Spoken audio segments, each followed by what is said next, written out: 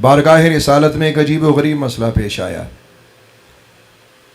اور وہ مسئلہ تقریباً آج ہمارے معاشرے میں بہت سے لوگوں کا ہے، بلکہ کثیر لوگوں کا بھی کہہ سکتے ہیں یا اکثر لوگوں کا بھی کہہ سکتے ہیں۔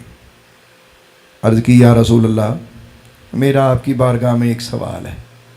سوال میرا یہ ہے کہ میرے پاس دولت نہیں ہے، روپیہ نہیں ہے، پیسہ نہیں ہے، وافر مقدار میں میرے پاس مال نہیں ہے۔ تو میں نے یہ دیکھا ہے کہ مال والے حج کرتے ہیں، عمرے کرتے ہیں، انفاق فی سبیل اللہ کرتے ہیں، اللہ کی راہ میں وہ خرچ کرتے ہیں، ثواب پاتے ہیں۔ تو میرے آقا، میں تو صرف دو ہی کام کر سکتا ہوں، یا نماز پڑھ سکتا ہوں یا روزے رکھ سکتا ہوں۔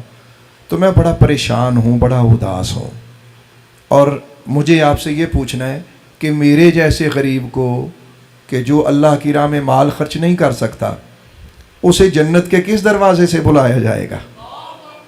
میرے کریم آقا جس کی تسکین سے روتے ہوئے ہنس پڑے، اس تبسم کی عادت پہ لاکھوں سلام۔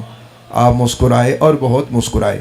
فرمایا اچھا، اگر ہم تمہیں کوئی ایسا جواب دیں کہ جو تمہیں خوش کر دے، یا اس کو سننے کے بعد جو بھی اس پہ عمل کرے اس کو ایسا انعام ملے گا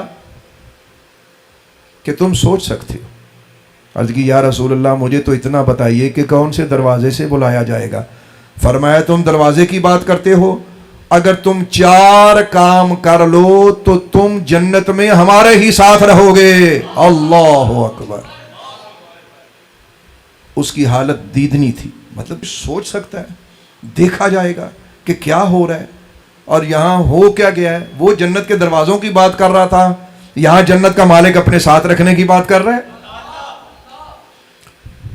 فرمایا تم ایسا کرو، اگر تم 4 کام کر لو نا تو تم جنت میں میرے ساتھ رہ سکتے ہو۔ عرض کیا یا سیدی ارشاد ہو۔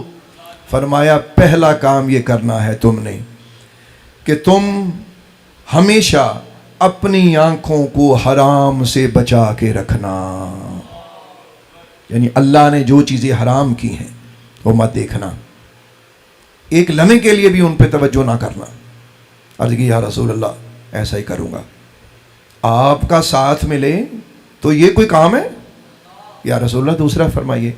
فرمایا دوسرا یہ ہے کہ اللہ کی مخلوق کو حقیر گھٹیا نہ جاننا۔ ہمارے معاشرے میں یہ بڑی بیماری ہے کہ اگر 2-4 تسبیح کر لیں، کوئی 2-4 دن نماز تہجد پڑھ لی، یا 2-4 علم کے الفاظ سیکھ لیے، اب ان جیسا ہوتا ہی کوئی نہیں جی۔ لیکن اپنے دل میں مخلوق خدا کے لیے حقارت کی نظر رکھنا، یہ بہت ہی بری بات ہے۔ فرمایا یہ کام نہ کرنا۔ عرض کی یا رسول اللہ نہیں ہوگا۔ تیسرا فرمائیے۔ فرمایا تیسرا کام یہ ہے کہ اپنے دل کو کینہ اور حسد سے صاف رکھنا۔ کسی انسان کے لیے تمہارے دل میں کینہ نہ ہو، حسد نہ ہو۔ عرض کی یا رسول اللہ نہیں ہوگا۔ آپ چوتھا فرمائیے۔ فرمایا چوتھا کام یہ ہے، اپنی زبان پر 2 کام ایسے ہیں جو کبھی نہ لانا۔ عرض کی یا رسول اللہ وہ کون سے؟ فرمایا جھوٹ نہ بولنا اور کسی کی غیبت نہ کرنا۔ یہ 4 کام کر دو تو تم دروازے کی بات کرتے ہو، تم ہمارے ساتھ جنت میں ہمارے ساتھ رہو گے۔